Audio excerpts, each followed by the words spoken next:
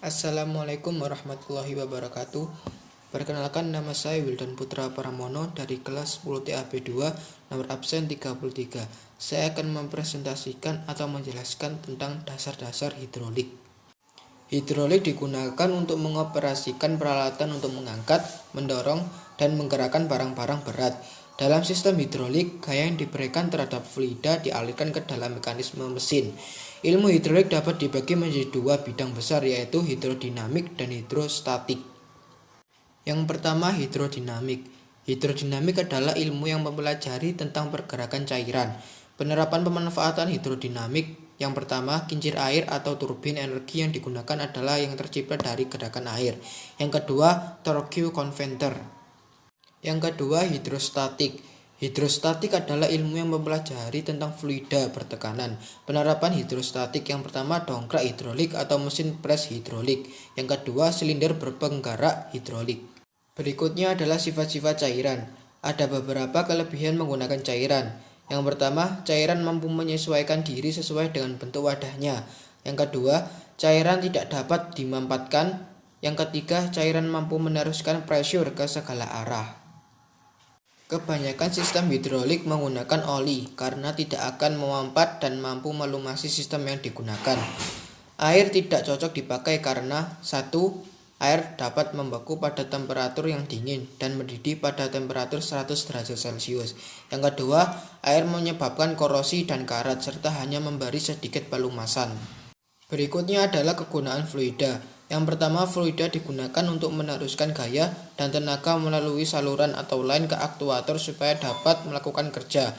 Yang kedua, fluida adalah media pelumas pada sirkuit dan komponen hidrolik. Yang ketiga, fluida adalah pendiam pendingin, membawa panas menjauh dari komponen-komponen di dalam sirkuit hidrolik dan membuangnya ke tempat lain. Yang keempat, fluida menyekat celah antara bagian-bagian yang bergerak untuk meningkatkan efisiensi dan mengurangi panas yang diciptakan oleh kebocoran yang berlebihan. Keunggulan tenaga fluida. Salah satu keuntungan penggunaan fluida adalah kemampuan melipat gandakan gaya dan untuk meneruskan tenaga. Sistem hidrolik standar terdiri atas: yang pertama, reservoir dibuat khusus untuk fluida hidrolik. Yang kedua, pompa hidrolik yang digerakkan oleh engine atau mesin listrik. Yang ketiga, sistem valve atau mengatur dan mengarahkan aliran dari pompa. Yang keempat, aktuator yang mengubah gaya supaya dapat dihasilkan kerja. Berikutnya adalah aliran. Aliran adalah gerakan sejumlah fluida selama waktu tertentu. Fluida pada sistem hidrolik mengalir melalui hose, tube, reservoir, dan komponen-komponen. Yang pertama, aliran laminar. Aliran laminar merupakan aliran pada sistem hidrolik yang merupakan perpindahan fluida dengan lancar dari satu titik menuju titik lain. Yang kedua, aliran turbulen. Aliran turbulen merupakan partikel fluida mengalir dengan tidak beraturan, menyebabkan gesekan dan gerakan yang tidak efisien. Berikutnya adalah penurunan tekanan. Perbedaan tekanan di antara daerah upstream dan di daerah downstream disebut pressure drop, yaitu penurunan tekanan yang disebabkan oleh hambatan aliran atau orifice. Besarnya penurunan tekanan akan bervariasi, tergantung pada: yang pertama, laju aliran melewati orifice, yang kedua, ukuran orifice, dan yang ketiga, kemudahan fluida untuk mengalir. Ringkasan tentang beberapa prinsip dasar hidrolik.